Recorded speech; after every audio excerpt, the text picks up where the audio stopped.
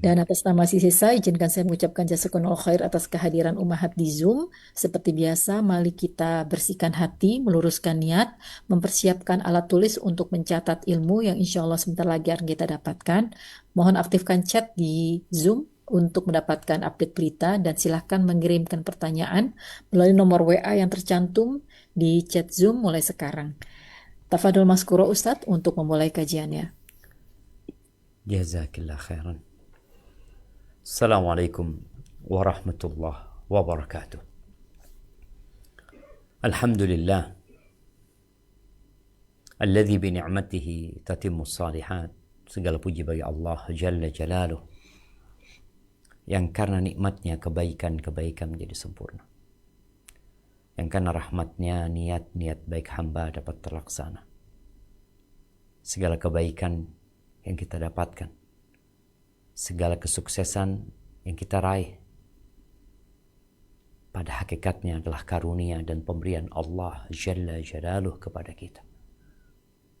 Bukan karena usaha dan upaya dari kita. Maka semoga Allah membantu dan menolong kita untuk senantiasa mengingatnya, bersyukur kepadanya, dan beribadah yang baik. Allahumma salli wa sallim ala abdika wa rasulika sayyidina wa maulana wa habibina wa syafi'ina Muhammad wa ala alihi wa ashabihi ajma'in, amma ba'd. Ya Allah, semoga salawat dan salam senantiasa Engkau curahkan untuk hamba kekasih-Mu, untuk baginda Nabi kita Muhammad alaihi salatu wassalam, untuk keluarga beliau, untuk istri-istri beliau, untuk putra-putri beliau, dan untuk seluruh sahabat Nabi. Semoga Allah meridhai kita bersama mereka. Amma ba'd. Hari ini tanggal 3 Dzulhijjah.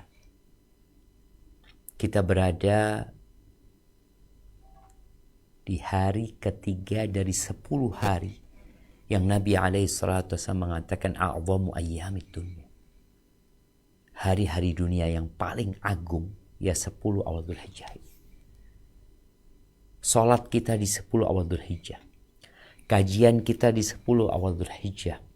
Wudu kita di 10 awal Dzulhijjah. Zikir kita, puasa kita, sedekah kita, segala amal soleh yang dilakukan di 10 awal Dzulhijjah itu tidak sama pahala dan ganjarannya dengan beramal soleh di bulan Ramadan. Nabi alaihissalatu wassalam mengatakan ma min ayyamin al-amalu salihu fiha ahabbu ila Allah min hadhil ayyam. Tidak ada hari-hari yang beramal soleh di dalamnya lebih dicintai Allah daripada beramal soleh di hari-hari ini, yakni 10 awal Dzulhijjah. Jihad di jalan Allah, perang, itu tidak dapat menandingi beramal soleh di awal Dzulhijjah. Tidak dapat menandingi sedekah, sholat, zikir, baca Quran, berbakti kepada orang tua, silaturahim. Apapun amal soleh yang dilakukan di 10 awal Dzulhijjah tidak dapat ditandingi oleh jihad fi sabilillah. Kecuali jihad yang tidak pulang dari medan perang, tewas di sana. Namun kita melihat tidak ada sambutan yang hangat dari kita. Sebagian juga tidak melihat perubahan di dirinya dari sisi ibadah dan amal soleh yang dia lakukan. Padahal kita diperintahkan untuk berlomba-lomba dalam kebaikan dan Allah berikan kesempatan kepada kita. Kita bisa hidup di 10 awal Dzulhijjah. Apakah kita akan membiarkan detik, menit, jam, hari dan malam yang lebih baik dari jihad fi sabilillah beramal soleh di dalamnya? Semua kembali kepada kita. Apa sih tujuan hidup kita? Biasanya orang-orang itu akan berlomba-lomba mencari sesuatu karena ada diskon, karena ada promo, Dan sekarang Allah berikan kebaikan itu, tapi kita biasa-biasa aja. Fa'akthiru fihinna minat tahlili wat takbir wat tahmid. Dan Nabi SAW berpesan, perbanyak kalian di 10 awal Dzulhijjah ini bertahlil, bertakbir, dan bertahmid. Jamaah rahimakumullah, khususnya teman-teman di Sisesa, kita hendak belajar hari ini dari seorang wanita yang kita nggak tahu bagaimana rupanya. Tapi kita tahu dia punya cerita yang layak untuk diceritakan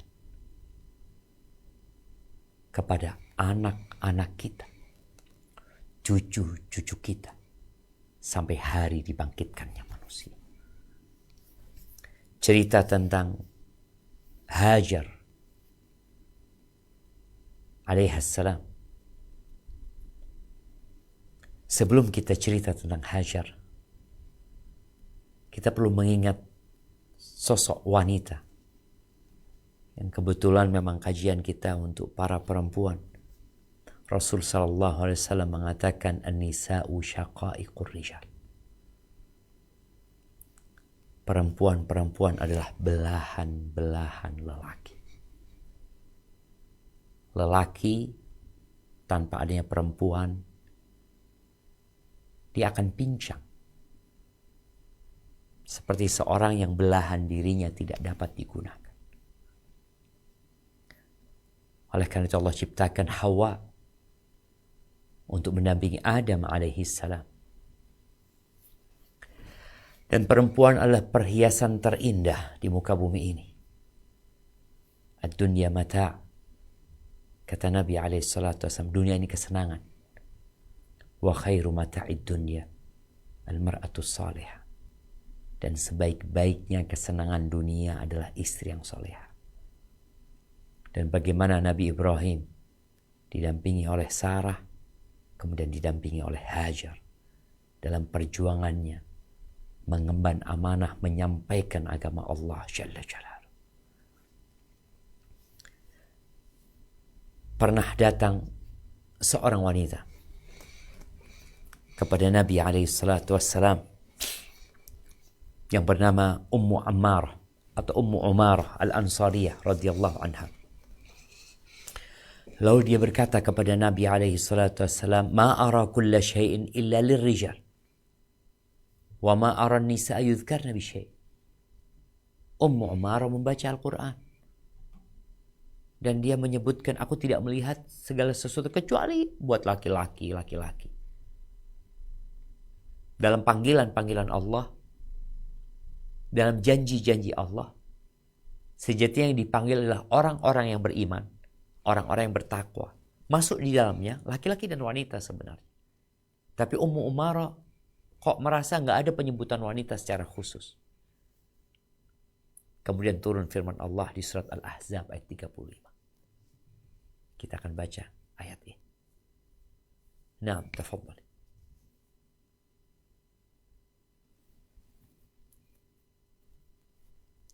أعوذ بالله من الشيطان الرجيم بسم الله الرحمن الرحيم إن المسلمين والمسلمات والمؤمنين والمؤمنات والقانتين والقانتات والصادقين والصادقات والصابرين والصابرات والخاشعين والخاشعات والمتصدقين والمتصدقات والصائمين والصائمات والحافظين فروجهم والحافظات والذاكرين الله كثيرا والذاكرات أعد أعد الله لهم مغفرة وأجرا عظيما. Sesungguhnya laki-laki dan perempuan yang muslim, laki-laki dan perempuan yang mukmin, laki-laki dan perempuan yang tetap dalam ketaatannya, laki-laki dan perempuan yang benar, laki-laki dan perempuan yang sabar, laki-laki dan perempuan yang khusyuk, laki-laki dan perempuan yang bersedekah, laki-laki dan perempuan yang berpuasa, laki-laki dan perempuan yang memelihara kehormatannya, laki-laki dan perempuan yang banyak menyebut nama Allah. Allah telah menyediakan untuk mereka ampunan dan pahala yang besar. Barakallahu fiik. Allah sebutkan laki-laki dan perempuan yang beriman, laki-laki yang perempuan yang benar, laki-laki dan perempuan yang bersabar, laki-laki dan perempuan yang berpuasa sampai akhir ayat. Karena sejatinya laki-laki dan perempuan adalah sama dalam kewajiban taat dan patuh kepada Allah Jalla Jalaluhu. Namun ada beberapa perintah yang memang dibedakan antara laki-laki dan perempuan dalam rangka memaklumi kondisi perempuan. Perempuan tidak berpuasa tatkala dia sedang datang bulan. Dia juga tidak sholat. Ketika dia nifas, dia juga tidak sholat dan puasa. Terkadang sampai 40 hari dia tidak sholat. Dan Allah tidak meminta kepada para perempuan yang meninggalkan sholat karena menstruasi atau karena nifas untuk menggantikannya. Tapi kalau puasa diperintahkan untuk menggantikan. Allah menyebutkan di surat Ali Imran ayat 36. Ini sebagai muqaddimah supaya kita tahu bagaimana perjuangan Hajar. Dia bukan laki-laki. Tapi Allah berikan kepada dia sebuah ujian yang dahsyat. Dan dia mampu untuk melalui. Coba dibaca surat Ali Imran ayat 36.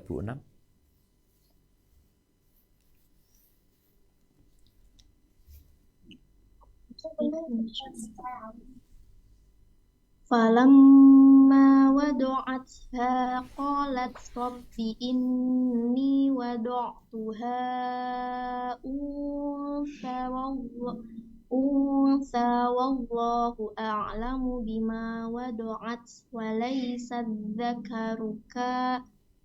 dhakarukal unsa wa inni sammaituha Maryama wa inni u'iduha bika wa dzurriyyataha minasyaitonir rajim.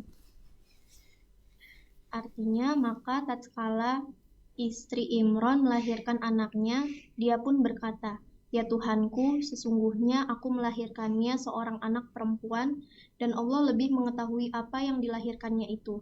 Dan anak laki-laki tidaklah seperti anak perempuan. Sesungguhnya aku telah menamai dia Maryam, dan aku mohon perlindungan untuknya, serta anak-anak keturunannya kepada pemeliharaan Engkau dari setan yang terkutuk." Barakallahu fiik. Bagaimana disebutkan di ayat ini walaysa dzakaru kal untha, dan enggak sama laki-laki dengan perempuan. Kedua insan ini sama-sama mendapatkan perintah untuk taat dan patuh kepada Sang Pencipta. Tapi mereka diciptakan untuk saling melengkapi. Bukan untuk saling bersaing. Sehingga para wanita menuntut sama dengan laki-laki, tidak. Laki-laki tak dapat hidup tanpa wanita. Sebagaimana wanita pun membutuhkan laki-laki. bicara kewajiban yang Allah bedakan. Seperti emas dan sutra. Kaum laki-laki haram memakai emas dan sutra. Tapi untuk para wanita diperbolehkan buat mereka. Para perempuan tidak diwajibkan untuk sholat Jumat. Dan tidak pula berjamaah di masjid. Para wanita tidak perintahkan untuk berjihad, berperang di jalan Allah. Itu bukan dalam rangka melecehkan atau merendahkan wanita, tapi memposisikan wanita memang sebagai makhluk yang harus dihormatin dan dihargai. Biarlah laki-laki yang berjuang. Biarlah mereka yang berkeringat. Tatkala datang seorang wanita kepada Nabi SAW, perempuan lagi nih ceritanya. Dia mengatakan, naral jihad afdalul amal. Kami memandang bahwa jihad adalah amalan yang paling mulia. Kenapa kita perempuan tidak berangkat perang aja? Lalu Nabi SAW mengatakan, lakunna jihadun la qitala fihi. Bagi kalian ada perjuangan yang tidak ada peperangan di dalam. Hajjun mabrur. Haji yang mabrur. Bagaimana para wanita harus meninggalkan istananya, meninggalkan rumahnya, meninggalkan ketenangan dan kedamaiannya. Dia pergi menuju ke tempat yang jauh, meninggalkan anak-anak yang dia cintai. Dia bertalbiyah mengatakan labbaik Allahumma labbaik, labbaik la syarika laka labbaik, innal hamda wan ni'mata laka wal mulk la syarika lak. Dia harus ikut berdesak-desakan. Maka para jemaah haji dari kalangan perempuan yang melaksanakan ibadah haji, hendaklah selalu ingat, di situ ada cerita perjuangan seorang perempuan yang harapannya tatkala dia pulang dari haji, dia bawa pelajaran untuk menjadi seperti wanita yang dia telah melakukan apa yang dilakukan perempuan tersebut, Hajar. Jamaah rahimakumullah. Diriwayatkan oleh Al-Imam Bukhari dari Abdullah bin Abbas radhiyallahu anhuma bahwa Rasul sallallahu alaihi wasallam, ini cerita Abdullah bin Abbas. Dia menceritakan bahwasanya perempuan yang pertama pakai sabuk. Sabuk yang untuk mengikat perut itu adalah ibunda Nabi Ismail. Dia menggunakan sabuk itu untuk menghilangkan bekas jalannya. Diikat bajunya itu memanjang sehingga ketika dia berjalan kaki nggak kelihatan oleh Sarah, istrinya Nabi Ibrahim. Singkat cerita, akhirnya Nabi Ibrahim karena melihat kecemburuan Sarah, juga karena perintah Allah tentunya, bukan hanya karena kecemburuan Sarah, karena ini berkaitan dengan perintah Sang Pencipta. Maka nanti kita akan lihat bagaimana Hajar menyikapi perbuatan bapak anaknya, suaminya. Di mana Nabi Ibrahim membawa Hajar bersama putranya Ismail dalam kondisi sedang dalam susuan. Dari Syam dibawa menuju ke kota Mekah. Kalau perjalanan naik onta membutuhkan waktu kira-kira 1 bulan. Tapi entah kendaraan apa yang digunakan. Kalau naik buruk maka akan lebih cepat.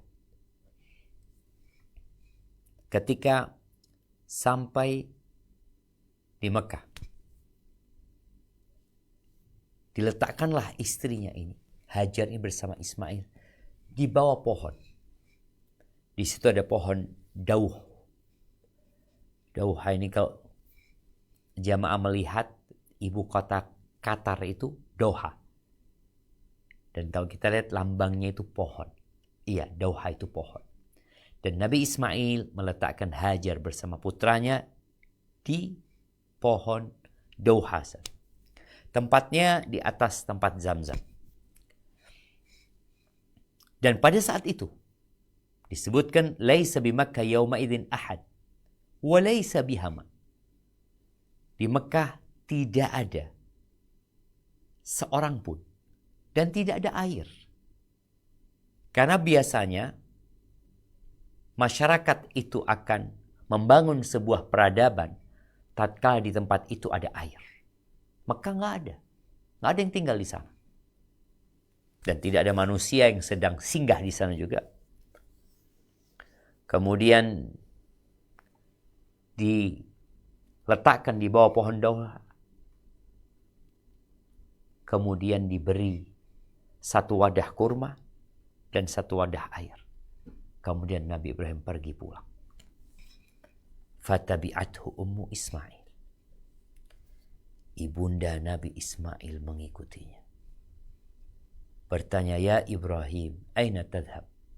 Wa tatrukuna bihadzal wadi alladhi laysa fihi ins wala syai'. Wahai Ibrahim, engkau mau pergi kemana? Engkau meninggalkan kami di sini, di lembah ini, yang di situ tidak ada satupun manusia dan nggak ada apa-apa di sini gitu loh. Kalau orang ditinggal sama suaminya, anak ditinggal sama bapaknya di tempat yang penuh dengan kecukupan di sana, makanan ada, minuman ada, keluarga ada. Kayak anak berangkat haji umpamanya, anak tinggalkan keluarga dengan segala kecukupan mereka. Jadi mungkin gak berpikir, oh aman. Duit ada, masyarakat di sini juga hidup dengan damai dan tentram. Mau pergi, pergilah suami. Ini Hajar. Hanya ditinggali satu wadah kurma dan satu tempat air. Maka pantas dia bertanya, engkau tinggalkan kami kepada siapa? Dititipkan kepada siapa kami di tempat ini? Terus tanya Hajar ini, mengikuti Nabi Ibrahim yang sedang berjalan. Kemudian Nabi Ibrahim tidak menoleh sedikit pun. Akhirnya Hajar merubah pertanyaannya. Kadangkala kita salah bertanya. Para istri, mungkin dia bertanya kepada suaminya, kemudian tidak dijawab oleh suaminya. Coba dipikir-pikir lagi. Mungkin pertanyaanmu tidak tepat. Lalu Hajar merubah pertanyaannya mengatakan, Allahu amaraka bihadza. Apakah Allah yang memerintahkanmu untuk melakukan ini? Jadi bukan karena kecemburuan istrinya. Bukan. Tapi karena perintah Allah Azza wa Jalla kau melakukan ini. Nabi Ibrahim dipisahkan dari putranya yang ditunggu selama 86 tahun. Maka Hajar bertanya, Allahu amaraka bihadza. Apakah Allah yang memerintahkan kepadamu untuk melakukan perbuatan ini? Qala na'am. Kata Nabi Ibrahim, na'am. Iya. Apa jawab Hajar? Ini pernyataan pertama yang akan menjadi pelajaran paling utama pada kesempatan kali ini. Ketika Hajar memastikan kalau yang dilakukan Nabi Ibrahim bukan karena kecemburuan istrinya, bukan karena hal-hal yang lainnya, tapi karena perintah Sang Pencipta, maka Hajar menjadi tenang. Dia mengatakan, idzan la yubayyi'una. Kalau seperti itu, maka Allah tidak akan menelantarkan kami. Ini keyakinan. Ini keimanan yang harus dimiliki oleh setiap muslim. Yakin kepada Allah Azza wa Jalla. Kemudian Nabi Ibrahim pergi, lanjutkan perjalanan. Ketika sampai di tempat, di balik bukit, yang nggak kelihatan sama Hajar dan putranya, Nabi Ibrahim menghadap ke Ka'bah berdoa. Makanya ketika berdoa dianjurkan menghadap ke kiblat. Kemudian berdoa dengan doa yang kita akan baca sebentar lagi, dan beliau mengangkat tangan. Apa sih isi doanya Nabi Ibrahim? Allah sebutkan di surat Ibrahim ayat 37. Nah, silahkan dibaca.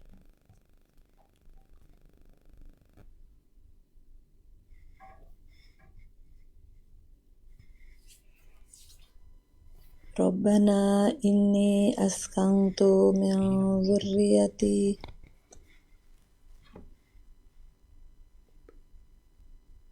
Naam, tafadhal.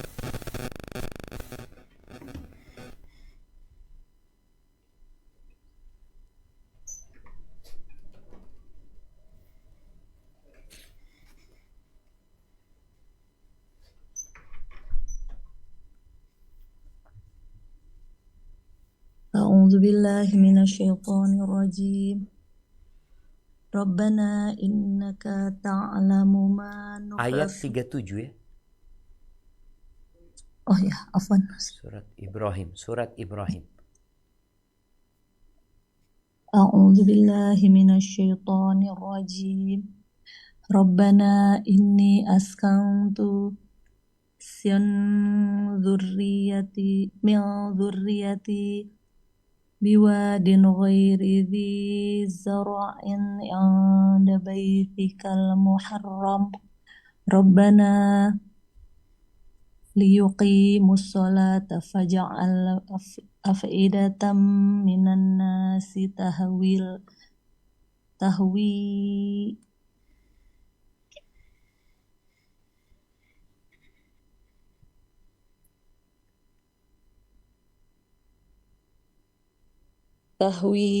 ilaihim warzuqhum minas samarati la'allahum yashkurun. Ya Tuhan kami, sesungguhnya aku telah menempatkan sebagian keturunanku di lembah yang tidak mempunyai tanaman di dekat rumah Engkau, Baitullah yang dihormati. Ya Tuhan kami, yang demikian itu agar mereka mendirikan sholat, maka jadikanlah hati sebagian manusia cenderung kepada mereka dan berilah mereka rizki dari buah-buahan. Mudah-mudahan mereka bersyukur. Barakallahu fiik. Kita lihat keyakinan Hajar. Lalu bagaimana beratnya Nabi Ibrahim meninggalkan putranya di sana bersama istrinya. Nabi Ibrahim tidak menoleh. Karena kita tahu bapak, ibu ketika meninggalkan anaknya ke pesantren. Pesantren nih, bukan ditinggal di lembah. Tinggal di pesantren yang udah bayar bulanan kita. Yang insya Allah ada yang jaga. Ruangannya pakai AC, makanan dijamin. Itu kadang-kala hati gak kuat. Nabi Ibrahim tidak menoleh. Lalu berdoa dengan doa yang baru saja kita baca. Keyakinan tetap membutuhkan doa dan permohonan. Lalu ibunda Nabi Ismail menyusui Ismail. Dia minum dari air yang masih tersisa. Sampai ketika semuanya habis ya. Kurmanya habis, airnya habis. Hauslah ibunda Nabi Ismail. Ismail pun ikut haus. Bagaimana Ismail ya, menangis, meminta air tentunya, kehausan. Akhirnya pergilah ibunda Nabi Ismail. Dia sedih melihat anaknya. Tapi dia juga harus berjuang untuk memberikan susu kepada anaknya. Dia tinggalkan Ismail. Lalu dia melihat kira-kira mana tempat yang harus dia tuju. dalam berusaha. Ternyata Bukit Sofa adalah yang paling dekat dengan tempat Zamzam. Pergilah ke Sofa. Kemudian dia lihat apakah ada manusia. Dia tahu keyakinan dia harus berubah menjadi sebuah usaha. Karena Sang Pencipta memerintahkan kepada manusia yang sudah dijamin rizkinya, yang sudah ditetapkan sebelum dia lahir, bahkan 50.000 tahun sebelum penciptaan langit dan bumi ini sudah ditetapkan. Allah yang menetapkan dan Allah yang menyuruh manusia untuk berusaha. Maka Hajar berusaha, berupaya. Dia lihat, gak ada orang. Kemudian dia lari menuju ke Marwah. Ketika sampai ke perut lembah, diangkat bajunya. Kemudian dia lari, tapi lari orang yang kecapean. Haus dia. Bukan lari orang yang habis minum seger, enggak. Sampai melewatin lembah tersebut, kemudian datang ke Marwah. Dia berdiri di Marwah. Dia enggak langsung turun. Dia masih memikirkan. Dia masih memandang. Mencari-cari. Apakah ada seseorang? Apakah ada solusi yang akan dia dapatkan? Dia lakukan itu 7 kali.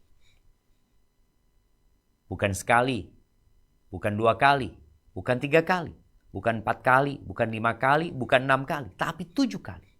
Sebagian kita ketika berupaya dan gagal, sekali, 2 kali, 3 kali, udah gak mau lagi dia berusaha. Enggak bisa sudah. Hajar tidak berhenti berupaya. Setelah yang ke-7, dia sampai ke Marwah, dia mendengar ada suara. Bukan di Marwah, bukan pula di Sofa. Ternyata di tempatnya Ismail ditinggalkan. Ahibati fillah. Pelajaran yang dapat kita ambil dari sepotong cerita. Dari cerita ibunda Nabi Ismail. Yang pertama adalah keyakinan yang mutlak dan sempurna kepada Allah Azza wa Jalla. Allah itu menciptakan langit 7 lapis. Allah itu yang memberikan makan kepada seluruh yang ada di muka bumi ini. Allah yang memberikan makan kepada hewan-hewan yang di hutan. Kepada ikan-ikan yang di lautan. Kepada burung-burung yang terbang di angkasa. Kepada semut dan serangga. Itu semua Allah yang menanggung rezeki mereka. Maka keyakinan kepada Allah yang membuat Hajar merelakan suaminya pergi. Yang membuat Hajar ridho untuk ditinggal sendirian. Karena punya keyakinan. Tapi sebagian kita yang tidak yakin, maka dia akan hidup dalam penderitaan. Suaminya ada di rumah, anak-anaknya ada di rumah, tapi masih hidup dalam kecemasan dengan masa depan. Khawatir, bingung, gundah, galau. Hajar mengatakan, idzan la yudhayyuna. Allah nggak akan melantarkan kami. Pertanyaan yang ditanyakan oleh Hajar, kau titipkan kami kepada siapa? Biasanya orang tua kalau meninggalkan anak-anaknya titip sama kakaknya, sama adiknya. Ada yang dititipin. Ini tidak ada siapa-siapa. Tapi keyakinan yang membuat Hajar siap untuk tinggal sendirian. Kemudian Allah pancarkan air Zamzam. Dan Allah abadikan sa'i, upaya dari Hajar.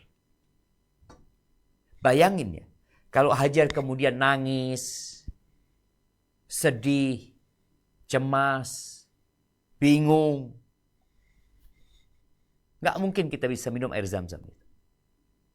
Ini sosok perempuan yang biasanya digambarkan perempuan itu ya dengan perasaannya. Betul. Perasaan Hajar juga yang membuat dia meninggalkan Ismail untuk berjuang. Tapi dia tetap berusaha untuk tegar. Kesedihan itu membuat orang tidak produktif. Hajar tidak sibuk berpikir. Kebanyakan wanita ketika menghadapi masalah, dia tidak menjadikan masalah itu sebagai pendorong dia untuk berupaya. Tapi masalah itu menjadi pemikiran buat dia, yang kemudian dia tenggelam dalam pikiran dia sendiri, kemudian dia merajut hayalan dan mimpi, tidak berbuat apa-apa. Maka seharusnya seorang wanita merubah pikiran dia menjadi sikap dan perbuatan. Ini para perempuan yang punya masalah. Udahlah. Kau harus yakin sama Allah Azza wa Jalla. Bahwa Allah tidak memberikan ujian kepada hamba di luar batas kemampuan dia. Dan kita lihat Zam-Zam keluar itu dengan doanya Nabi Ibrahim juga. Maka di riwayat lain dikatakan barakatu bidakwati Ibrahim. Berkah dengan doanya Nabi Ibrahim. Tapi bukan berarti ketika seorang berdoa dia yakin dengan pertolongan Allah, kemudian dia tidak berusaha. Dan kita lihat jemaah bagaimana hubungan antara bumi dengan langit. Seorang mukmin yang bertakwa kepada Allah selalu terhubung dengan Allah. Ketika dia ada masalah, dia sebut nama Allah. Sekali lagi dia tidak tenggelam dalam kesedihan dia, dalam pikiran dia. Tapi dia rubah menjadi sikap. Nabi Ibrahim berdoa memohon kepada Allah Azza wa Jalla. Dan dia yakin Allah tidak akan mensia-siakan mereka. Dan Hajar berusaha dan berupaya dengan penuh keyakinan bahwa Allah tidak akan melantarkan dia. Akhirnya ketemu nih doa dan usaha. Ahibati fillah. Di surat Al-Imran ayat 160. Allah mengingatkan bahwa semuanya di tangan Allah. Kemenangan, rizki, kesuksesan itu di tangan Allah. Coba kita baca ayat Al-Imran ayat 160.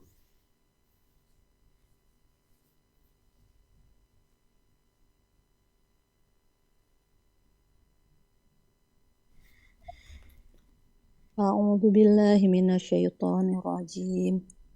Iyansurukumullahu fala ghaliba lakum wa iyakhdzulkum faman dzalladzi yansurukum min ba'dih wa 'alallahi falyatawakkalul mu'minun. Jika Allah menolong kamu, maka tak ada orang yang dapat mengalahkan kamu. Jika Allah membiarkan kamu atau tidak memberi pertolongan, maka siapakah gerangan yang dapat menolong kamu selain dari Allah sesudah itu? Karena itu, hendaklah kepada Allah saja orang-orang mukmin bertawakal. Barakallahu fiik. Yang kenal sama Allah, kemudian yakin sama Allah, dia akan tenang. Bagaimana Allah sebutkan iyansurkumullah fala ghaliba lakum. Kalau Allah menolong kalian, tidak ada yang dapat mengalahkan kalian. Tapi kalau Allah membiarkan kalian tanpa pertolongan, kalian mau cari pertolongan kemana? Maka di akhir ayat Allah mengatakan wa 'alallah falyatawakkalul mu'minun. Dan hendaknya kepada Allah saja orang beriman bertawakal. Maka pelajaran kedua, setelah yakin kepada Allah, ridha dengan ketentuannya, lalu tawakal dan usaha. Ada tawakal, ada usaha. Tawakal itu amalan hati. Setelah yakin, kita serahkan sama Allah. Adapun sa'i itu usaha, amalan raga kita. Kita perlu mengambil sebab. Hajar tidak hanya duduk-duduk saja. Hajar berupaya. Dia naik dari bukit menuju ke bukit lainnya. Yang sampai hari ini, bagaimana jemaah haji naik ke bukit Safa, lalu menghadap ke Ka'bah, lalu mengangkat tangannya mengatakan Allahu Akbar, Allahu Akbar, Allahu Akbar. La ilaha illallah wahdahu la syarika lah, lahul mulku wa lahul hamdu wa huwa ala kulli syai'in qadir.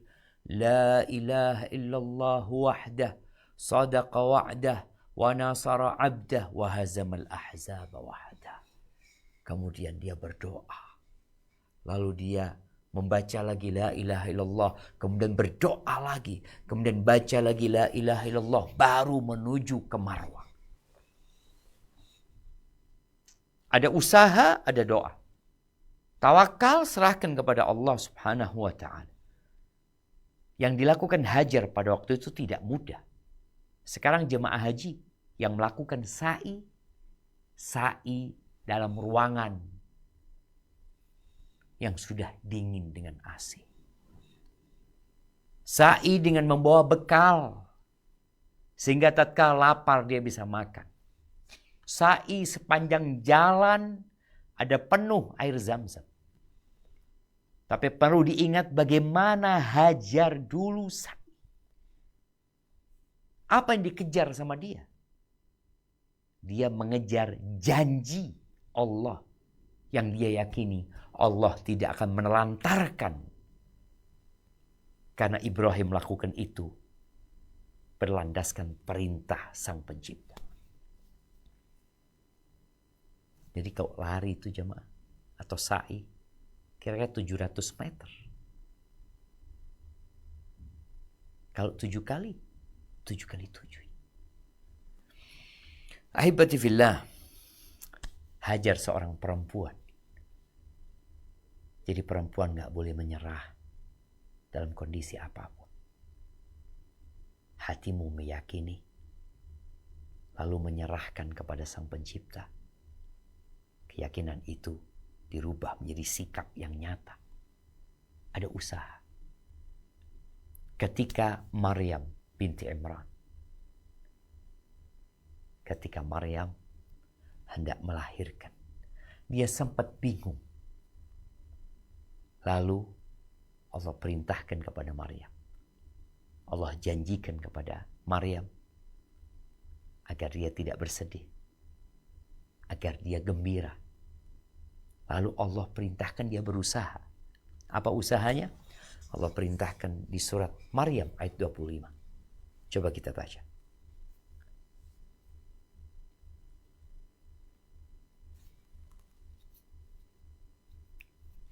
A'udzu billahi minasyaitonir rajim. Wa huzzi ilaiki bijiz'in nakhlati tusaqit 'alaiki rutaban janiyya. Dan goyanglah pangkal pohon kurma itu ke arahmu. Niscaya pohon itu akan menggugurkan buah kurma yang masak kepadamu. Barakallahu fikum. Kisah Maryam tidak jauh dari kisah Hajar. Maryam habis melahirkan sendirian, penuh dengan ketakutan dan kecemasan. Karena nih anak gak ada bapaknya. Setelah dia melahirkan, Allah perintahkan untuk menggoyang pohon kurma. Yang pohon itu kalau digoyang 10 orang gak akan jatuh pohon buahnya. Tapi inilah perintah Allah untuk berusaha. Tugasmu berusaha. Laksanakan perintah Allah Azza wa Jalla. Bukan mikir. Kebanyakan perempuan mikir. Gimana ya? Terus gimana? Terus gimana? Apakah dengan engkau berpikir masalah dan urusanmu selesai? Tapi ketika engkau jadikan masalahmu sebagai pendorong untuk usahamu, karena kau yakin sama Allah Azza wa Jalla dan kau serahkan kepada Allah, maka Allah akan berikan solusi sebenarnya. Tapi tetap ada upaya dan usaha. Kemudian yang terakhir, masih banyak pelajaran yang dapat disimpulkan dari kisah, tapi kita cukupkan dengan 3 pelajaran. Yang pertama, yang ketiga adalah pertolongan itu datang dari arah yang tidak disangka-sangka. Bayangin ya, pertolongan itu tidak datang dari Bukit Sofa, tidak datang dari Bukit Marwah, tidak pula di lembah antara Sofa dan Marwah. Kita perlu memiliki keyakinan bahwa tugas kita berusaha, bagaimana solusinya kita nggak perlu mikir. Allah yang sudah menyediakan solusi untuk masalah kita. Tugas kita berusaha. Maka jamaah rahimakumullah, Allah pancarkan air di kakinya Ismail. Yang sama sekali Hajar tidak berpikir dari situ solusi. Kalau dari situ solusinya, Hajar akan duduk bersama Ismail. Tunggu aja di sini. Ntar lagi keluar air. Kita nggak tahu. Maka usaha tetap dilakukan. Walaupun kadangkala orang berpikir, apa sih hubungannya itu sama air Zam-Zam? Hubungannya itu melaksanakan perintah Allah, dan Allah berjanji akan menepati janji. Ahibati fillah, di surat At-Talaq ayat 2 dan 3. Ini adalah peristiwa yang sangat tidak mengenakan bagi para wanita dan juga laki-laki sebagiannya. Coba kita baca. A'udzu billahi minasyaitonir rajim. فَإِذَا بَلَغْنَ أَجَلَهُنَّ فَأَمْسِكُوهُنَّ بِمَعْرُوفٍ أَوْ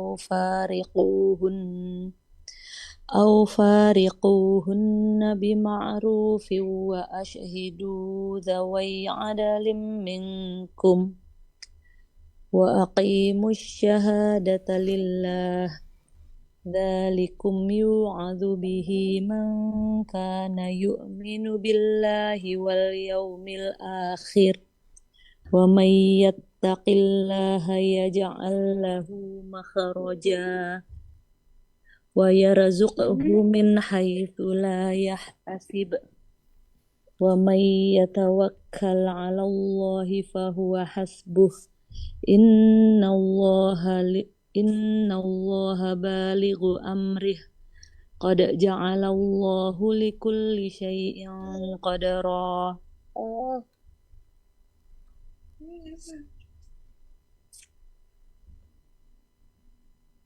Apabila mereka telah mendekati akhir idahnya, maka rujukilah mereka dengan baik atau lepaskanlah mereka dengan baik, dan persaksikanlah dengan 2 orang saksi yang adil di antara kamu, dan hendaklah kamu tegakkan kesaksian itu karena Allah. Demikianlah diberi pengajaran dengan itu orang yang beriman kepada Allah dan hari akhirat. Barang siapa bertakwa kepada Allah, niscaya Dia akan mengadakan baginya jalan keluar dan memberinya rizki dari arah yang tiada disangka-sangkanya. Dan barang siapa yang bertawakal kepada Allah, niscaya Allah akan mencukupkan keperluannya. Sesungguhnya Allah melaksanakan urusan yang dikehendakinya. Sesungguhnya Allah telah mengadakan ketentuan bagi tiap-tiap sesuatu. Barakallahu fiik. Ketika harus berpisah, maka bertakwalah kepada Allah. Berpisah mungkin dengan perceraian, seperti di ayat yang baru saja kita baca. Atau berpisah karena kematian. Yang jelas, wa may yattaqillah yaj'al lahu makhraja. Barang siapa bertakwa kepada Allah, pasti Allah kasih jalan keluar. Urusan rizki, wa yarzuqhu min haitsu la yahtasib. Allah akan kasih rizki dari arah yang tidak disangka-sangka. Terus Wa may yatawakkal 'ala Allah, barang siapa yang bertawakal, dia yakin sama Allah dan dia menyerahkannya kepada Allah, maka Allah akan mencukupinya. Artinya urusanmu selesai udah gitu. Jadi ada orang punya masalah, kadang-kadang kita telepon sama kawan kita ngomong anak punya masalah. Oh, selesai urusannya udah. Lu beneran? Iya selesai. Tahu-tahu orang yang ngomong selesai, besoknya dikasih tahu fulan meninggal dunia. Oh, nggak selesai urusan kamu. Fulan meninggal dunia. Yang ngomong selesai. Tapi kalau Allah akan mencukupinya. Innallaha balighu amri. Ini yang perlu difahami. Terkadang solusi yang dinanti terlambat datangnya. Rizki yang diharapkan pergi. Engkau harus yakin Allah akan menunaikan apa yang dijanjikan. Tapi tertundanya sebagian solusi atau tidak datangnya rizki yang dinanti, pasti ada hikmah. Dan segala sesuatu itu akan indah ketika waktunya tiba. Nabi Ibrahim alaihissalam setelah punya anak Ismail diletakkan di kota Mekah. Lalu datang lagi diperintah untuk nyembelih Ismail. Lalu Allah gantikan dengan domba. Setelah itu baru kehidupan itu menjadi indah. Tapi menunggu dan menanti dalam waktu yang lama. Semakin lama engkau berjuang, semakin nyaman engkau merasakan kesuksesan. Tapi orang yang dapat duit biasa-biasa aja, biasa aja. Kita bisa lihat. Orang dapat duit 1 miliar. Nggak capek, nggak lelah. Dengan orang yang dapat duit 1 juta. Tapi dia berusaha, dia capek dan lelah. Rasanya berbeda. Maka buat para jemaah haji yang mungkin kelak akan berangkat haji, maka jadikan ibadah haji itu benar-benar tempat untuk kembali kepada Allah Azza wa Jalla. Nanti di hari Arafah yang paling mulia dari doa yang dipanjatkan adalah membaca zikir la ilaha illallah. Afdalud doa Arafah, kata Nabi SAW, sebaik-baiknya doa adalah doa di hari Arafah. Wa khairu ma qultuhu ana wan nabiyyuna min qabli. Dan sebaik-baiknya yang dibaca oleh aku dan oleh nabi-nabi sebelumku adalah la ilaha illallah wahdahu la syarikalah lahul mulku wa lahul hamdu wa huwa ala kulli syai'in qadir. Yang artinya la ilaha illallah, tiada ilah yang berhak disembah kecuali Allah. Lahul mulk, baginya segala kepemilikan. Walahul hamd, baginya segala pujian. Wa huwa ala kulli syai'in qadir, dan dia maha kuasa atas segala sesuatu. Ucapan ini dibaca dengan lisan, ditanam dalam jiwa, dan dibawa pulang ke Indonesia. Bahwa sejatinya semuanya milik Allah, dan ibadah kita hanya milik Allah. Dan para jemaah haji yang bertalbiyah, labbaik Allahumma labbaik, labbaik la syarika laka labbaik, innal hamda wan ni'mata laka wal mulk la syarika lak. Bagaimana dia datang meninggalkan negerinya, memenuhi panggilan Allah, mengatakan tiada sekutu bagimu ya Allah, aku datang memenuhi panggilanmu ya Allah, aku meyakini dan aku mengucapkan innal hamda, segala pujian, segala nikmat dan segala kepemilikan itu milikmu ya Allah, tidak ada sekutu bagi. Dan ketika sampai Indonesia, kalau ternyata engkau tidak lebih baik dari sebelumnya, engkau tidak lebih tawakal, tidak lebih sabar, tidak lebih optimis, tidak berbaik sangka, tidak tangguh menghadapi masalah-masalah yang ada, padahal engkau sudah menjalankan rukun Islam yang kelima, sepertinya ada yang perlu diperbaiki. Semoga para jamaah yang belum melaksanakan ibadah haji saat ini bisa memperbaiki niatnya dan belajar lagi agar hajinya sesuai dengan yang dicontohkan oleh Nabi. Barakallahu fiik, itu mungkin yang dapat Anda sampaikan. Kita masuk ke sesi tanya jawab. Anda kembalikan ke moderator. Barakallahu fiik. Jazakallah khairu barakallahu fiik Ustaz untuk ilmunya yang Masya Allah sekali Ustaz. Dan kami mulai dengan pertanyaan yang masuk dulu Ustaz. Assalamualaikum warahmatullahi wabarakatuh. Waalaikumsalam warahmatullahi wabarakatuh. Ustadz, mohon dijelaskan kembali tentang haji bagi wanita tanpa mahram. Saya sudah hampir 40 tahun, namun qadarullah tidak mempunyai mahram. Tapi saya secara finansial alhamdulillah berkecukupan. Saya ingin berangkat segera haji setelah 5 tahun menunda, berharap ada proses ta'aruf yang berhasil. Tapi sampai saat ini selalu gagal. Saya takut mati sebelum haji dan dianggap keluar Islam karena punya harta tapi belum berhaji. Mohon nasihatnya Ustadz. Barakallahu fiik. Naam ahibati fillah. Terkadang sebagian mendapatkan ujian yang berat, tapi di sisi lain Allah berikan nikmat yang banyak. Maka hendaklah kita senantiasa memandang kepada apa yang Allah berikan. Tidak fokus dengan apa yang tidak ada di tempat kita.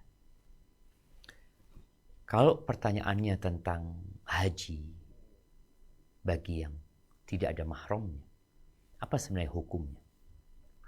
Yang pertama berkaitan dengan safar. Bukan hajinya, tapi safarnya. Apabila seorang wanita safar kemana-mana tanpa mahram, lalu ketika dia umroh dan haji, dia bertanya, apakah boleh umroh dan haji tanpa mahram? Maka kurang tepat pertanyaan ini. Engkau kemana-mana tanpa mahram. Terus kenapa bicara haji engkau tanya mahram? Ini ibadah gitu. Iya, maksudnya sah atau tidak? Sah. Haji tanpa mahram, umroh tanpa mahram sah. Yang bermasalah safarnya dia tanpa mahram. Yang kedua, dalam madhab Syafi'i, karena kita lihat ada sebagian ulama seperti dalam madhab Hambali, mereka mensyaratkan adanya mahram sebagai syarat wajib haji. Artinya kalau tidak ada mahram, dia nggak wajib haji. Tapi dalam madhab Syafi'i enggak, tetap dia wajib haji. Gimana? Dia safar tanpa mahram. Perlu ada jaminan keamanan buat dia. Kalau ternyata ada kawan-kawan yang dapat menjaga dan melindungi dia selama perjalanan, maka tetap dia wajib berangkat haji. Walaupun tidak ada mahram. Ini karena kondisi terpaksa. Namun kalau tadi ada orang yang nggak terpaksa kemana-mana tanpa mahram, terus haji, dia bertanya tentang hal ini, pertanyaan itu kurang tepat ya. Karena ini hubungannya bukan dengan ibadahnya, tapi hubungannya dengan safar itu sendiri. Namun seperti yang disampaikan dalam madhab Syafi'i, tetap wajib berangkat walaupun tidak ada mahram, asalkan ada jaminan keamanan buat dia. Dan semoga Allah berikan pasangan yang dapat menjadi mahram untuk dia. Dan kita ini perlu bertawakal benar-benar kepada Allah, sebagaimana Hajar menyerahkan semuanya kepada Allah, lalu Allah kasih solusi. Sebagian kita belum full, belum totalitas menyerahkan kepada Allah, dan belum sempurna juga upaya dan usahanya. Barakallahu fiik. Nah. Jazakallah khair Ustaz. Pertanyaan berikutnya Ustaz. Assalamualaikum warahmatullahi wabarakatuh. Ustaz, sampai berapa jauh kita berusaha untuk berangkat haji? Saat ini semakin sulit untuk berangkat dan ada tawaran dengan berbagai macam cara termasuk berangkat dari negara lain. Apakah ini dianggap sebagai ikhtiar maksimal untuk beribadah? Saya agak ragu karena ini kan ibadah. Tapi suami berkeras untuk menempuh semua cara, berapapun biayanya, agar tetap berangkat segera tahun depan. Takut dianggap tidak usaha dan ikhtiar katanya. Barakallahu fiik. Naam ahibati fillah. bicara usaha, seperti apa usaha yang harus dilakukan, lalu dikatakan maksimal. Allah Azza wa Jalla mengatakan, walillahi 'alan nasi hajjul baiti man istata'a ilaihi sabila. Allah mewajibkan pelaksanaan ibadah haji bagi yang punya kemampuan untuk berjalan atau menuju ke tempat haji tersebut. Para ulama menyebutkan ketika mereka berbincang tentang istita'ah, ada yang mengatakan az-zadu war-rahilah, dia memiliki bekal dan kendaraan. Di sini bekal dan kendaraan itu tidak boleh lebih dari harga pasaran. Artinya kalau umpamanya harga ontanya biasanya 10 juta, tapi pada saat itu dihargai 100 juta. Apakah jadi wajib dia untuk beli kendaraan tersebut? Sudah nggak normal gitu. Maka pendapat yang kuat nggak wajib. Seperti orang yang kehilangan air untuk berwudu, nggak ada air di situ, air dijual. Air ini pilihan dia kan tayamum atau wudu. Air ini harganya 10.000, tapi dijual umpamanya di luar batas yang nggak masuk akal, dijual 1 juta. Apakah wajib dia beli 1 juta? Enggak. Dia tayamum. Bukan ada air. Iya, tapi air itu sudah di luar hal yang wajar. Maka bicara tadi tatkala harus berangkat ke luar negeri atau menggunakan visa-visa yang tidak jelas, maka terkadang yang kita lakukan adalah pelanggaran sebenarnya. Dan semoga kita bisa mengevaluasi niat kita. Apakah benar-benar lillahi ta'ala. Maka nasihat ana buat yang ingin berangkat haji, daftarlah sekarang. Sekarang ada ONH Plus. Udah daftar ONH Plus. Oh, ada cara dengan visa dakhili umpamanya. Kemarin ada mengatakan, jadi berangkat umroh dulu, lalu mengurus visa, seakan-akan bekerja di sana, padahal tidak bekerja di sana. Sudah melakukan manipulasi data, dia nggak kerja tapi dibilang kerja nantinya. Kemudian nanti musim haji dia berangkat haji. Dan aturan pemerintah Arab Saudi yang baru, nggak boleh. Kecuali setelah 1 tahun. Jadi menempuh jalan-jalan yang tidak normal, itu tidak dianjurkan.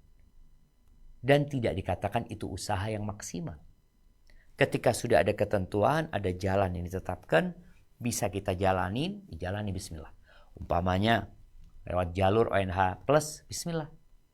Nanti ada percepatan atau gimana. Dan dalam masa menanti itu perbanyak istighfar. Terkadang memang masalahnya kita yang menunda. Sebenarnya anak ini sudah wajib 10 tahun yang lalu. Tapi karena ini, itu, macam-macam, akhirnya dia tunda sampai sakit-sakitan, kemudian dia ingin memaksa untuk berangkat haji. Dengan jalur yang tidak normal seperti itu. Hadza wallahu a'lam bishawab. Dan sebagai seorang istri, engkau hanya bisa menyampaikan usulanmu.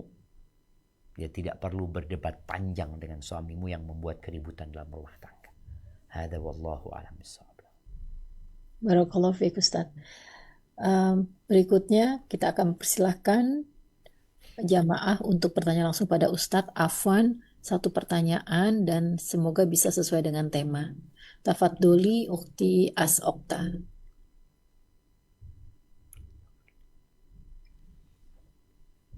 Assalamualaikum warahmatullahi wabarakatuh. Barakallahu fikum. Izin bertanya Ustadz. Waalaikumsalam warahmatullahi wabarakatuh. Bagaimana agar kita yakin akan doa kita diijabah oleh Allah, sementara di sisi lain kita juga takut tidak diijabah karena kita masih selalu melakukan dosa-dosa Ustadz. Kemudian mohon doanya Ustadz untuk ana dan keluarga agar bisa diberikan rezeki naik haji tahun depan Ustadz. Allahumma amin. Jazakumullahu khairan. Allahumma amin. Nah, yang pertama dalam berdoa kita perlu memandang kedua sisi. Sisi yang pertama, sisi Allah yang berjanji akan mengabulkan doa. Allah mengatakan, ud'uni astajib lakum. Berdoalah kepadaku, pasti aku kabulkan. Ini janji. Dan Allah tidak pernah ingkar janji. Namun, jawaban dari permintaan kita kepada Allah Azza wa Jalla tidak selalu yang kita minta. Karena apa? Allah lebih tahu dengan yang maslahat buat kita. Kita melihat ada orang-orang yang terus berdoa minta sembuh, nggak sembuh-sembuh. Apakah berarti doanya tidak dikabulkan? Oh, doanya dikabulkan. Pasti janji Allah selama syarat dan ketentuan terpenuhi. Cuma boleh jadi permintaan itu Allah ganti. Jadi tidak selalu yang diminta dikasih, tapi boleh diganti yang kedua, yang ketiga disimpan oleh Allah Subhanahu wa taala. Jadi nggak ada ruginya kita berdoa. Dan tidak boleh putus asa. Nabi SAW mengatakan, "Ud'ullaha wa antum muqinuna bil ijabah." Berdoalah memohon kepada Allah dalam kondisi kalian yakin akan dikabulkan oleh Allah SWT. Ini dari sisi Allah. Kita harus yakin dan berbaik sangka sama Allah SWT. Dari sisi hamba, maka yang harus dia lakukan adalah memenuhi syarat-syarat dan ketentuan yang ada. Adab-adab doa dilakukan. Di antara yang menghalangi doa dikabulkan, makan haram umpamanya, dia tinggalkan. Jadi dari sisi hamba tetap harus berburuk sangka dengan dirinya, mengatakan, oh ya boleh jadi ada syarat yang belum terpenuhi. Berusaha untuk dipenuhi. Setelah semua terpenuhi, yakin Allah akan kabulkan. Dan tidak selalu yang kita minta itu yang dikasih. Boleh jadi Allah kasih ganti yang lebih baik dan lebih maslahat buat kita. Dan kalau disimpan di hari akhir, tentunya hari akhir. Walal akhiratu khairu wa abqa. Jadi kalau doa kita disimpan di akhirat, maka itu lebih baik dan lebih abadi. Dan semoga yang belum berangkat haji bisa segera berangkat haji tahun depannya. Bagaimana caranya? Terserah Allah. Kita doa, minta sama Allah ya. Karena ada rizki yang datang dari arah yang tidak disangka-sangka. Tugas kita berdoa, bertawakal, dan berupaya semaksimal mungkin. Hadza wallahu a'lam bissawab. Jazakallah khair Ustaz. Berikutnya tafadholi Ukhti Mutmainnah. Afwan, satu pertanyaan dan semoga bisa sesuai dengan tema. Jazakumullahu khairan. Assalamualaikum warahmatullahi wabarakatuh. Waalaikumsalam warahmatullahi wabarakatuh. Ahsanallahu ilaikum. Izin bertanya Ustadz. Naam, tafadhal ya. Anak sulung kami, akhwat, ini setelah istikharah dan musyawarah akan masuk pondok pesantren tahun ini untuk kelas SMA. Sebagai orang tua yang baru akan pertama kali merasakan anaknya tinggal jauh dari keluarga untuk menuntut ilmu, mungkin ada pesan dan nasihat dari Ustadz untuk kami sebagai orang tua dan juga untuk Ananda dalam menjalani kehidupan pondok nanti. Dia Mohon SMA. Iya betul Ustadz. Nah, barakallahu fiik. Pondok pesantrennya ini targetnya memberikan target hafalan 30 juz. Itu yang paling utama gitu. Alhamdulillah. Mohon doanya untuk kami Ustadz, khususnya untuk Ananda, semoga bisa menjadi anak yang solihah dan bermanfaat untuk agamanya. Syukran, jazakumullahu khairan. Wa iyyaki. Subhanallah jemaah. Ya, ada yang meninggalkan anaknya di pesantren, tadi sempat kita singgung. Kadang-kadang masih bingung. Padahal kita tahu di pesantren itu semuanya ada. Yang kurang dari kita kadang-kala memang tawakalnya kepada Allah Subhanahu wa taala. Yakinnya sama Allah, berserahnya sama Allah Jalla Jalla. Maka nasihat ana buat para orang tua, setelah engkau bermusyawarah, setelah istikharah menetapkan pesantren buat putri atau putra, maka serahkan kepada Allah Subhanahu wa taala. Allah mengatakan fa idza azamta fatawakkal 'ala Allah. Kalau engkau sudah bertekad, serahkan sama Allah Subhanahu wa taala. Nanti gimana? Ucapan nanti ini yang menyebabkan orang menderita. Dan Allah itu tergantung prasangka hambanya. Kata Allah dalam sebuah hadis qudsi Jalla Jalaluh, Ana 'inda dhanni 'abdi bi. Aku tergantung prasangka hambaku kepadaku. Aku tergantung prasangka hambaku kepadaku. Subhanallah. Terus kenapa kita nggak berbaik sangka sama Allah? Maka buat para orang tua dan anak, hendaklah berbaik sangka sama Allah SWT. Insya Allah anaknya akan betah di sana. Insya Allah anaknya akan hafal Al-Quran. Insya Allah anak terus berbaik sangka sama Allah. Ada orang yang, aduh kayaknya nggak mungkin. Kok nggak mungkin sih? Kok mau hafal Quran? Aduh, mana adakah keluargamu yang hafal Quran? Maka hilangkan prasangka-prasangka buruk. Yang kedua, bekali anak ini untuk senantiasa berdoa dan memohon kepada Allah.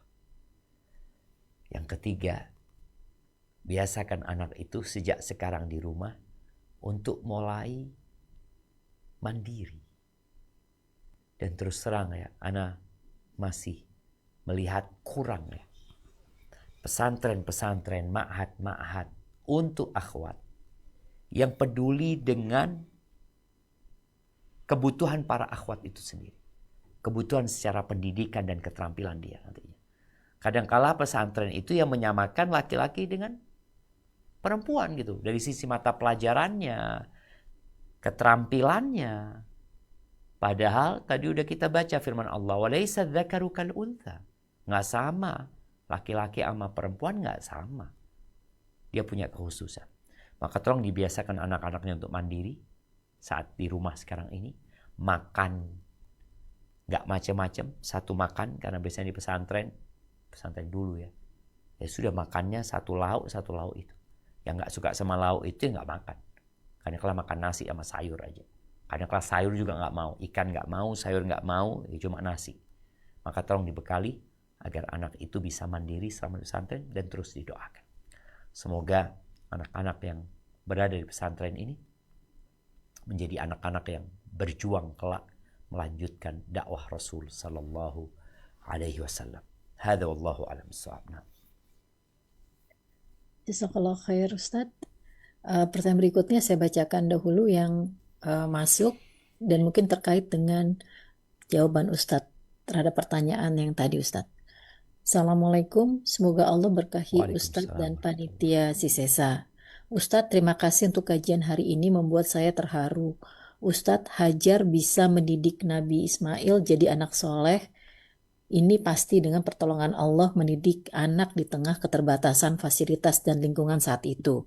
Tapi zaman sekarang kan sulit Ustadz. Saya sering menangis berharap memiliki rezeki untuk pindah area ke tempat yang lebih baik untuk anak-anak. Saya tinggal tidak jauh dari pasar dan area remang-remang. Masjid sunnah jauh, hanya ada musolah kecil dan sekolah juga terbatas. Saya sendiri sekolah tidak tinggi dan ditinggal suami. Ingin rasanya anak saya belajar baik, juga berharap bisa jadi ulama sunnah seperti Ustadz.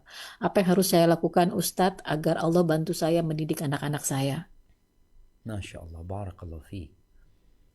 Nah, ahibati fillah. Kalau bicara apa yang harus dilakukan, maka lakukan seperti yang dilakukan oleh Hajar.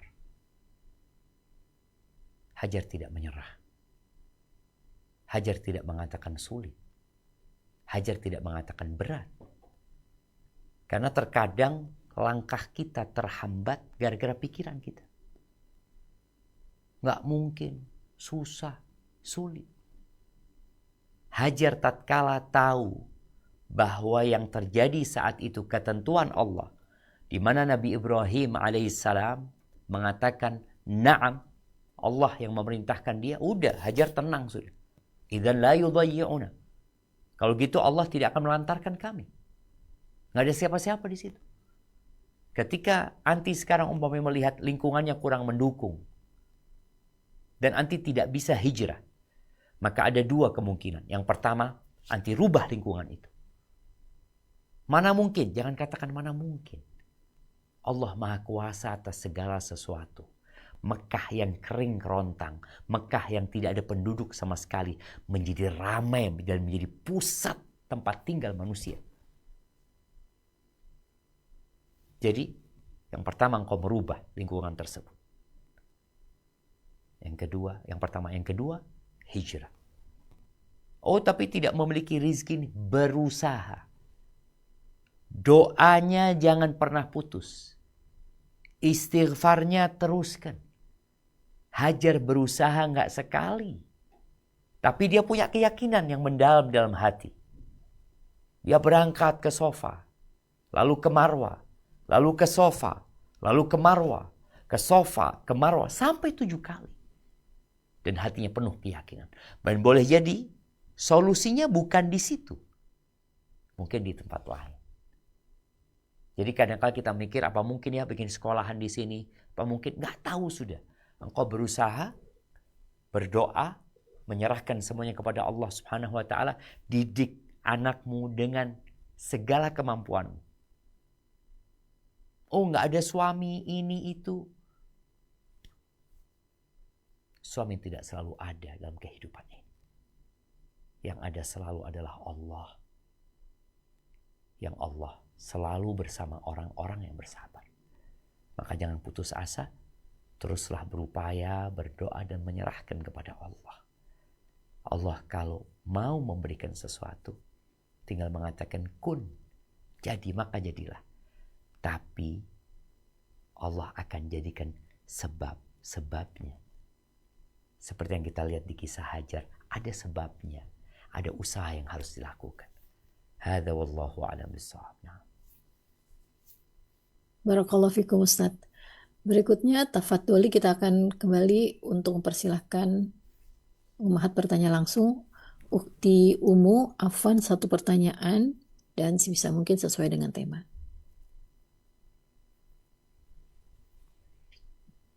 Assalamualaikum warahmatullahi wabarakatuh, Ustaz. Waalaikumsalam warahmatullahi wabarakatuh. Naam, tafadhal. Barakallahu fikum atas ilmu yang diberikan. Semoga Allah selalu menjaga Ustaz dan keluarga dan juga teman-teman di CSSA dan seluruh umat muslim di dunia. Afwan izin bertanya Ustaz perihal haji. Alhamdulillah saya dan suami sudah mendaftarkan Haji Plus setelah saya resign Ustaz dari pekerjaan saya. Dan setelah saya mendaftar, qadarullah orang tua suami belum didaftarkan untuk haji, tapi alhamdulillah sudah pernah melakukan ibadah umroh 2 kali. Dan yang ingin saya tanyakan, saya jadi kayak jadi ada berpikir gitu, apakah saya egois gitu Ustaz kalau kan saya dan suami sudah mendaftar terus orang tua belum gitu, tapi memang dananya memang mengingat daftar haji yang panjang, saya dan suami memutuskan untuk mengambil Haji Plus, tapi sambil kita nabung untuk di keberangkatan nanti. Tapi karena saya berpikir orang tuanya belum gitu. Itu bagaimana pendapat Ustadz? Apakah dengan kondisi biaya ini kita harus daftarkan juga tapi memang belum? Tapi kalau seandainya untuk haji yang biasa, mengingat usia orang tuanya sudah di atas 50 dan jadwal tunggu yang terlalu lama, suami bilang ya udah karena memang ini Allah kasih rezekinya buat kita, ya udah kita dulu. Kalau orang tua karena mengingat umur, jadi suami saya masih kan ada beliau bilang biru waliden kan bisa yang lain, karena memang kalau untuk haji memang keterbatasan ini. Bagaimana menurut Ustadz perihal ini Ustadz, karena saya agak sedikit mengganjal orang tua belum haji tapi kita udah haji, itu bagaimana menurut pendapat Ustadz? Masya Allah, barakallahu fiik. Nah, iya, ini pertanyaan yang menarik ya, berkaitan dengan haji. Ketahuilah Allah mewajibkan haji buat yang mampu. Walillahi 'alan nasi hajjul baiti man istata'a ilaihi sabila. Kalau yang mampu istri, maka istri yang berangkat haji. Suami enggak. Kalau yang mampu suami yang berangkat haji. Istri enggak wajib. Apakah suami wajib memberangkatkan haji istrinya? Tidak wajib. Orang tua mampu. Apakah wajib memberangkatkan anaknya? Tidak. Anaknya yang wajib kalau dia mampu. Sebagaimana anak kalau dia punya kemampuan, dia yang wajib berangkat haji. Bukan orang tuanya. Baik. Apakah orang tua, ini para ulama membahas ya, apakah orang tua jadi wajib haji kalau dibayari sama anaknya? Pendapat yang kuat, tidak jemaah. Kalau ternyata itu akan jadi utang budi bapak sama anaknya. Diberangkatin nih, ayah berangkat nih biayanya. Ayahnya nggak mampu. Ini bicara apakah jadi jatuh wajib buat dia. Padahal dia nggak mampu sebenarnya. Tapi dia diberangkatkan. Enggak, dia nggak wajib. Tapi dia mau berangkat, tafadhol. Jadi dalam cerita tadi, apabila anak mampu, ya anak yang berangkat haji. Istri mampu, istri yang berangkat haji. Suami tidak punya kewajiban memberangkatkan istrinya. Artinya kalau suaminya kaya, istrinya enggak. Artinya istri kan, suami punya kewajiban memberikan nafkah. Mungkin sang istri menabung, ini itu, sampai dia punya harta. Maka tatkala dia punya harta, jadi mampu dia, maka jadi wajib. Jadi orang tua tidak wajib berangkat haji walaupun anaknya kaya apabila dia tidak mampu. Dan apabila anaknya memberikan biaya kepada orang tuanya, apakah jadi wajib buat orang tuanya? Pendapat yang lebih kuat tidak. Karena khawatir itu jadi utang budi sama anaknya. Orang tuanya kan diberangkatkan, dibiayai, bukan dari biaya dia. Kecuali orang tuanya dikasih sama anaknya, dikasih hadiah, kemudian fadl, hadiahnya uang umpamanya. Kemudian orang tua berangkat haji dengan uang itu karena dia merasa mampu, ya berangkat dia. Tapi kalau dibiayain tadi, maka dia tidak wajib. Karena dia nggak mampu. Kalau dia mau berangkat, ya fadl. Hadza wallahu a'lam bishawab. Jadi silahkan berangkat bersama suami kalau memang sudah mampu. Adapun orang tua, ya nggak wajib anak memberangkatkan haji. Orang tuanya, sebagaimana orang tua juga tidak menjadi wajib tatkala dia dibiayai oleh anak. Hadza wallahu a'lam bishawab. Jazakallah khair Ustaz. Pertanyaan berikutnya saya bacakan lagi Ustaz yang masuk. Nah, Bismillah, Ustadz, saya dan suami pernah berangkat haji beberapa tahun lalu, namun kini setelah belajar lebih paham, beberapa tata cara rasanya tidak sesuai sunnah. Beberapa malah meragukan, apakah kami harus mengulang, khawatir ibadah kami dulu itu tertolak. barakallahu fiik. Naam ahibati fillah, kita tahu dua syarat diterimanya amalan. Yang pertama adalah ikhlas, yang kedua sesuai dengan sunnah. Sesuai dengan aturan dan ajaran Nabi Muhammad SAW. Dan berkaitan dengan ibadah harta ini, perlu diingat harus dengan harta yang halal. Kalau pertanyaannya, dia pernah melaksanakan ibadah haji, di haji itu ada yang rukun, ada yang wajib, ada yang sunnah. Kalau rukunnya tidak terpenuhi, maka wajib ngulangin. Karena dianggap tidak sah. Kalau ada wajib-wajib yang ditinggalkan, wajib itu bisa diganti dengan membayar dam. Kalau ditinggalkan dengan sengaja, hendaklah dia bertobat kepada Allah SWT. Kalau yang sunnah-sunnah, ya dia tidak berdosa.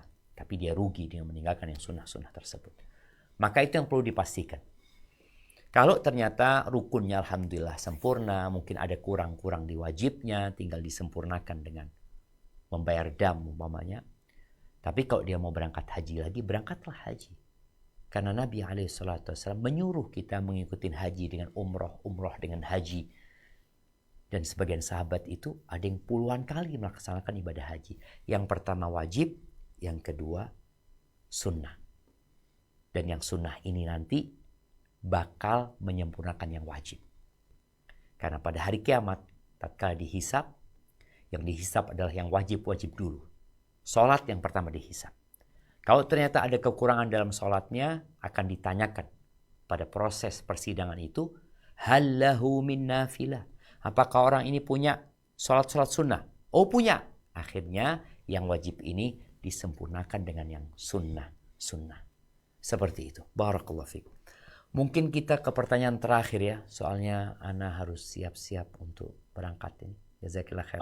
Nah, tafadhal. Nah, Ustaz. Mungkin pertanyaan berikutnya Ustaz. Bismillah. Assalamualaikum warahmatullahi wabarakatuh Ustaz. Waalaikumsalam warahmatullahi wabarakatuh. Ustaz, afwan, apa hukumnya membuat Walimatu safar. Kami dipaksa keluarga untuk mengadakan ini sebagai mohon doa agar dilancarkan perjalanan. Namun kami khawatir ini membuat kami jadi susah ikhlas. Pengennya diam-diam saja langsung berangkat. Tapi orang tua bilang ini tidak sopan dan khawatir kenapa-kenapa nanti kami di sana. Kalaupun dibuat, apa isi acaranya? Apa perlu undang pengajian masjid, baca Quran, dan rebana sholawatan, Ustaz? Masya Allah, barakallahu fiik. Nah, barakallahu fiik, berkaitan dengan walimah safar, sebagian ulama memasukkan itu termasuk ada, bukan ibadah, sehingga diperbolehkan orang ketika mau keluar kota dia ngundang orang-orang ya, kemudian dia pamitan lalu dia pergi. Di antara yang membolehkan hal itu adalah Imam Nawawi rahimahullahu taala. Jadi ana rasa nggak apa-apa kalau mau diadakan, apalagi ada tuntutan dari orang tua, walaupun berangkat sembunyi-sembunyi mungkin akan lebih menjaga. Tapi kalau ini sudah ketahuan mau berangkat haji, ya udah diundang tetangga-tetangga dalam rangka pamitan sama tetangga. Apa acaranya? Ya terserah, bebas acaranya. Acaranya boleh jadi ya hanya sambutan, kemudian makan-makan, lalu pamitan. Udah cukup. Seperti itu. Kalaupun mau diadakan kajian, ya kajian tentang keutamaan haji umpamanya, dan bagaimana mengajak orang-orang untuk bersegera daftar haji bagi yang sudah mampu. Dan dalam ceramah itu, di situ sudah ada sholawat, di situ ada Quran yang dibacakan juga, sehingga paling tidak orang-orang pulang dari acara tersebut, mereka mendapatkan faedah. Selain mereka ya, dikasih makan, dijamu di sana, mereka juga mendapatkan ilmu yang bermanfaat. Dan biasanya orang-orang yang melakukan walimatus safar ini akan dititip-titipin sama mereka.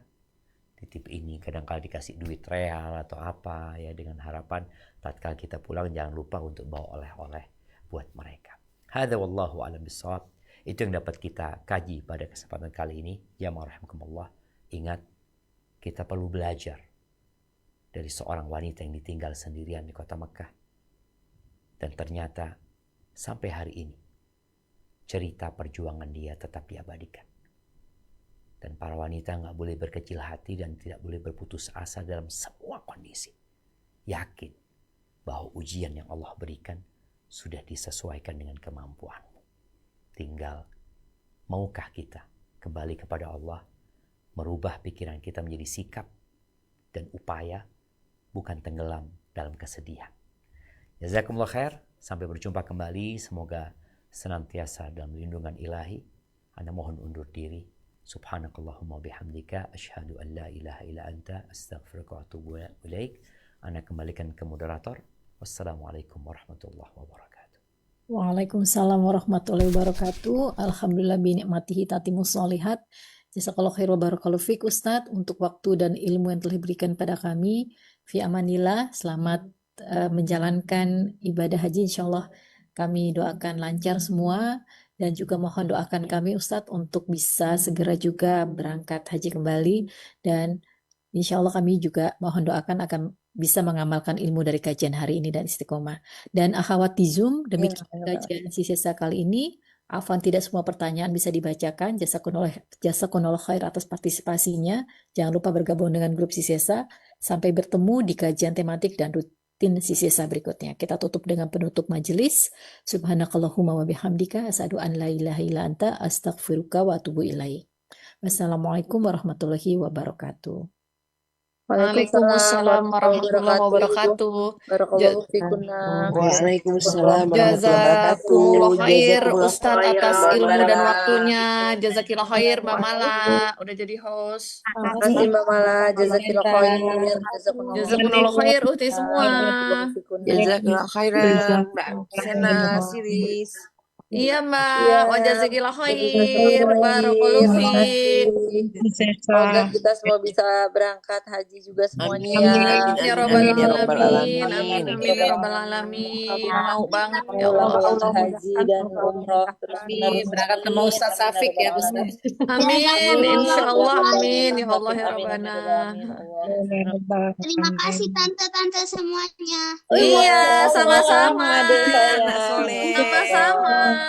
Waalaikumsalam warahmatullahi wabarakatuh. Barakallahu fikuna. Jazakillah khairan Uti Mala, Uti Sena. Jazakillah khair khairan. Ukti. Barakallahu fik. Jazakallah khairan. Wa jazakillah khair Ukti.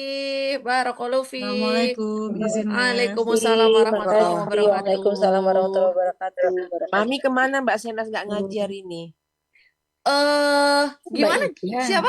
Masya Allah, Oh Baida. mama, Oh, Mama. ada lagi ini Mama ada gimana? uzur insya Oh, Masya Allah. Iya. Aku suka baca. Oh Iya. iya. Iya, Mbak Ida. Iya. Sehat-sehat ya Mbak Senas, Mbak Sili. Iya, Sampai ketemu insya lagi. Allah banyak Mbak sehat-sehat Ida juga ya, ya. Mbak. Iya, insya Allah. Amin ya rabbal alamin. Sehat ya. Lagi di sana ya, Mbak? Baik, iya lagi di Swedia. Oh, Masya Kapan Allah. balik, Mbak? Mudik lagi sini, Mbak. Ketemu Insya lagi. Allah beberapa bulan lagi habis musim panas. Oh iya Lama. iya. Nunggu libur ya, nunggu libur. Iya. Iya, Sehat-sehat ya Ya, Mbak Mbak. Senas ya. Sehat-sehat ya, Alhamdulillah. Mbak. Iya, assalamualaikum warahmatullahi Yo, wabarakatuh. waalaikumsalam warahmatullahi wabarakatuh. Waalaikumsalam warahmatullahi wabarakatuh. Mbak, izin aku live ya. Mama lah, Mbak Siris, Ya, Uti Iya, semua. sama-sama. Live juga ya. Iya. Barakallahu fikuna. Makasih Mbak Mala. Assalamualaikum warahmatullahi wabarakatuh. Waalaikumsalam warahmatullahi wabarakatuh. Host, tolong di close semuanya. Assalamualaikum warahmatullahi wabarakatuh.